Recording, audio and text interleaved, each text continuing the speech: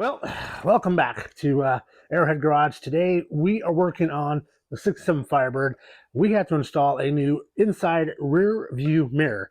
My 67 Firebird did not have one when I picked it up, so thus I had to pick up a reproduction kit. But I'm going to show you how easy it is to install one of these mirrors in your classic first gen Firebird or Camaro. So with that, let's stop talking. Let's get to wrenching on this week's video.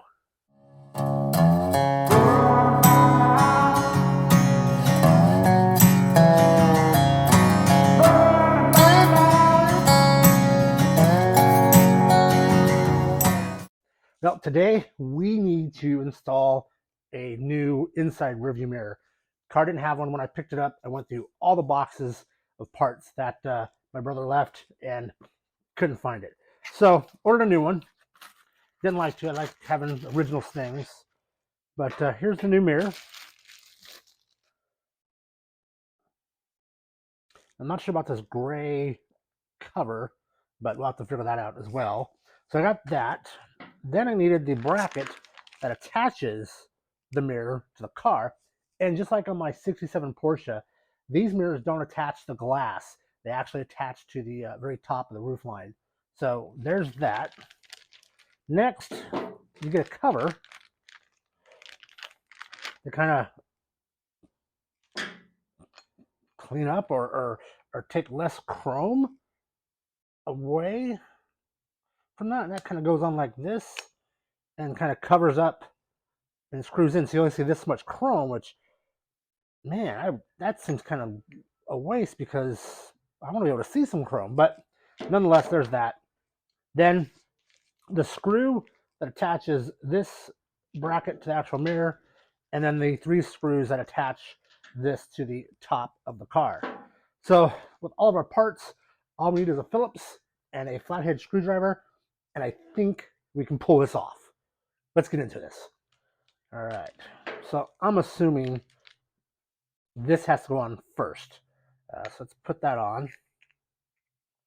Kind of slips over. It's just plastic. It's going to fit like that. So we'll have to put the screws in, then cover this up, and then one last screw for there. But how it connects to the mirror, so that's your day-night, so it's going to hang down like this. So that means this thing has to come up like that. And then this is going to be attached to the roof of the car, means this comes in like so. So you can then angle this and adjust it however you like.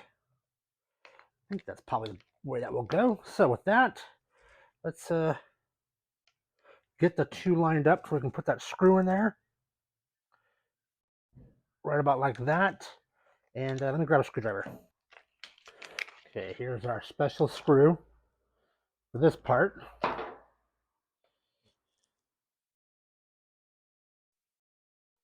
As you can see, we'll just line it up. You stick it in.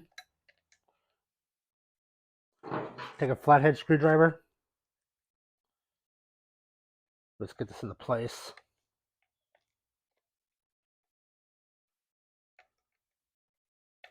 Now we'll probably have to tighten this up and adjust this once it's in the car. Okay, now with that, I think it's time to move inside the car and finish off with those 3 little screws, and we should have mirrorage. If I was a Phillips screwdriver, I'd be right here. Hopefully everyone can see me okay as we get ready to start this. So right up here, there's 3 screw holes, the bracket. Of course, when you're going to put in your headliner, you're going to have to find those and poke those through. But for right now, just so I can see where I'm going, the mirror sits up, kind of that little black thing, move it out of the way. But you can see the little day and night thing is here, kind of comes up. So it should go on, kind of like, have it backwards. Well, son of a puppy knob. All right, well, let's let's take this off and flip it around. Just unscrewing it real quick here. Pull that screw out. Do not lose that screw. So, hangs this way, like that. Or is it, nope, I lied. Okay, 1, 2, 3. Pull this down a little bit so you can see. So the triangle goes like that, up like this. So the first two going, but now that we know that, mirror, like that. That's how that should go in, just like that. So let me get that screw in, and we'll get back to business. All right, now, much better. Hey, I can see who's behind me now. Hey, Mr. Camera Guy, wherever you are. All right, so we're gonna roll that away. Let's get our first two screws in. Okay, Phillips head screwdriver into here, line it up, put a couple turns on it. Okay, grab your other one, take that screw, put it into here. All right, then we'll just go make sure we tighten these down. Good. One more. Good. Now, this plastic piece clips in. I said it clips in. Maybe I have to put that screw in to make it stay. So let's go ahead and do that. Third and final screw goes up through the plastic connector or cover. Unless you drop it. Unless you drop it. Unless you drop it. There it is right there. Up into there. We'll screw it into place.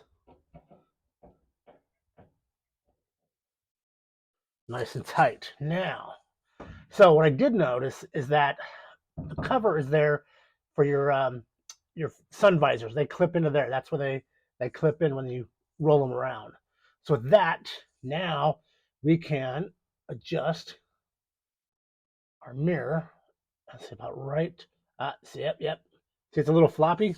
I have to go back in here. Tighten that up a little bit. About right. Like that. Yep, that'll do it.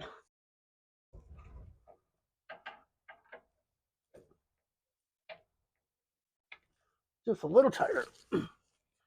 Now I'll bring it back. Ha! We have a rear view mirror.